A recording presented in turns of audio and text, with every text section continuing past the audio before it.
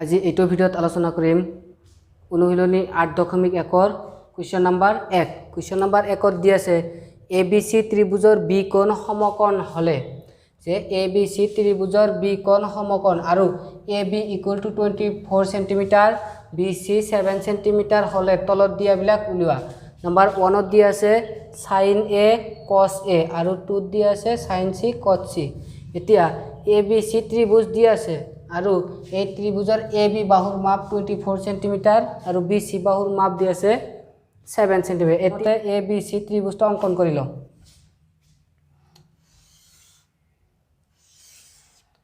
ABC সমকোণী ত্ৰিভুজটো অঙ্কন কৰা হল ABC যত B কোণ সমকোণ B কোণ 90 ডিগ্ৰী কোণ এতিয়া আমি জানো সমকোণৰ বিপৰীত বাহু অতিভুজ AC অতিভুজ বা কৰ্ণ দি আছে ABC এটা ত্ৰিভুজ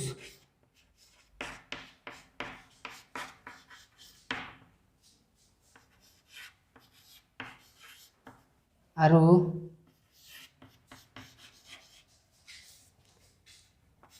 AB = 24 cm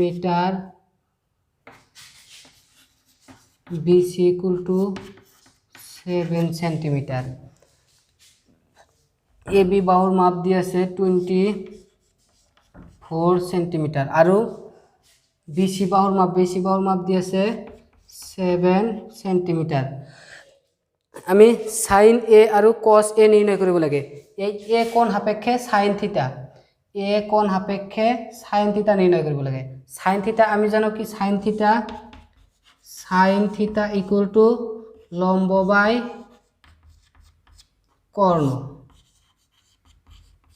লম্ব বাই কর্ণ কিন্তু ইয়াত লম্ব বা ভূমি দি আছে কর্ণ দিয়া নাই প্ৰথমতে আমি কৰ্ণটো উলিয়াই লব লাগিব সমকোণী ত্ৰিভুজৰ দুটা বাহুৰ মাপ দিয়া থাকিলে তৃতীয় বাহুৰ মাপ আমি নিৰ্ণয় কৰিব পাৰো পাইথাগোৰাছৰ উপপাদ্য ব্যৱহাৰ কৰি ABC ত্ৰিভুজৰ ক্ষেত্ৰত আমি পাইথাগোৰাছৰ উপপাদ্য ব্যৱহাৰ কৰিম এতিয়া ABC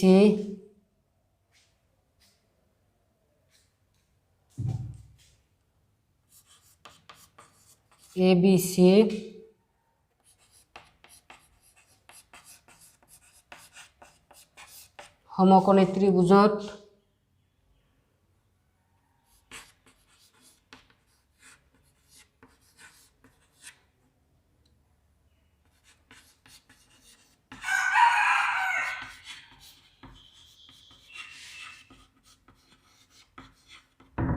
পাইথাগোৰাছৰ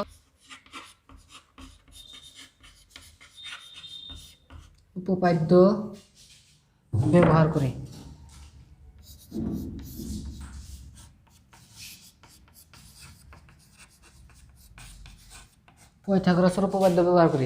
পাইথাগোৰাছৰ উপপাদ্যটো অতিভুজ স্কয়াৰ সমান লম্ব স্কয়াৰ যোগ ভূমি স্কয়াৰ এতিয়া অতিভুজ আমি জানো অতিভুজ বা কৰ্ণ সমকোণৰ বিপৰীত বাহু ইয়াত সমকোণৰ বিপৰীত বাহুটো আছে AC এতিয়া AC স্কয়ার = AB স্কয়ার যোগ BC square AB square plus BC square plus that AC square equal to AB equal to 24 square plus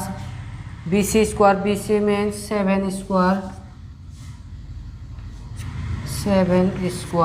বা AC square equal to 24 square 576 plus 576 plus 7 square 49 AC square equal to 576 plus 49 576 আৰু 49 ক plus কৰিলে 625 AC square AC লগত A square আছে square to পক্ষান্তৰ কৰিলে root over ত 625 625 ক AC equal to 625 equal 625 25 square root cancel কটা যায় এতিয়া AC equal to 25 AC এর মান 25 হয় এই কর্ণর মাপ 25 AC বাহুর মাপ 25 সেন্টিমিটার এতিয়া নাম্বার 1 দিয়া আছে sin a cos a sin a equal to sin a কোণ সাপেক্ষে sin থিটা আমি জানো sin থিটা equal to লম্ব বাই কর্ণ sin থিটা লম্ব বাই কর্ণ এতিয়া sin a সাপেক্ষে কোণ সাপেক্ষে sin থিটা আমি জানো সমকোণৰ বিপৰীত বাহু কৰ্ণ আৰু জিত কোণ সাপেক্ষে আলোচনা কৰা হয় বা জিত কোণক লৈ আলোচনা কৰা হয় সেই কোণৰ বিপৰীত বাহু লম্ব এতিয়া ABC ত্ৰিভুজৰ কোণ সাপেক্ষে লম্ব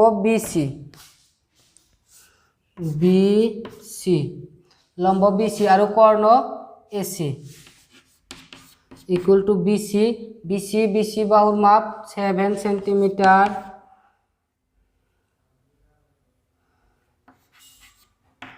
divided by AC বাহুর মাপ AC 25 সেন্টিমিটার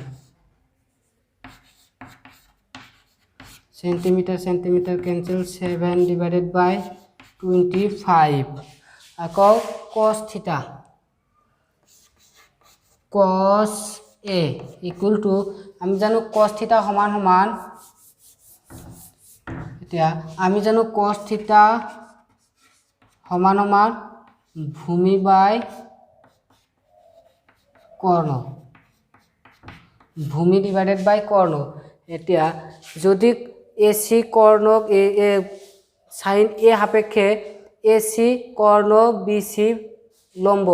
বাকি থকা বাহুটোক ভূমি বুলি কয় এতেকে ভূমিটো AB ভূমি ডিভাইডেড বাই কর্ণ AC cos theta ভূমি বাই কর্ণ AC equal to AB বাহুর মাপ দিয়ে আছে 24 সেন্টিমিটার divided by AC বাহুর মাপ 25 সেন্টিমিটার cancel 24 divided by 25 এক নং কোৱেশ্চনৰ এক নং খণ্ড নিৰ্ণয় কৰা হল sin A equal to 7/25 আৰু cos A equal to 24 divided by 25 এতিয়া দ্বিতীয় খণ্ডত দিয়া আছে sin C সমান sin C অর্থাৎ C কোণ সাপেক্ষে sin থিটা C কোণ সাপেক্ষে আমি জানো সমকোণৰ বিপৰীত বাহু কৰ্ণ সদায় সমকোণৰ বিপৰীত বাহু কৰ্ণ আৰু যিটো কোণ সাপেক্ষে আলোচনা কৰা হয় সেই কোণৰ বিপৰীত বাহুক লম্ব বুলি কোৱা হয় এতিয়া C কোণ সাপেক্ষে C কোণৰ ক্ষেত্ৰত লম্ব AB C কোণ সাপেক্ষে লম্ব AB sin থিটা সমান লম্ব বাই কর্ণ লম্ব AB আৰু কর্ণ AC equal to AB 24 centimeter divided by AC 25 centimeter cancel বাকি 24 divided by 25 একেদৰে cos C equal to এতিয়া cos theta C কোণ সাপেক্ষে cos theta equal to ভূমি বাই কর্ণ এতিয়া C কোণ সাপেক্ষে C কোণৰ ক্ষেত্ৰত ভূমি BC কাৰণ C কোণৰ বিপৰীত বাহু লম্ব আৰু সমকোণৰ বিপৰীত বাহু কৰ্ণ বাকি থকা বাহুটোক ভূমি বুলি কোৱা হয় C কোণৰ ক্ষেত্ৰত ভূমি BC ভূমি ডিভাইডেড বাই কৰ্ণ ভূমি BC আৰু কৰ্ণ AC এতিয়া ভূমিৰ মান দিয়া আছে 7 সেন্টিমিটার ভূমি 7 সেন্টিমিটার ডিভাইডেড বাই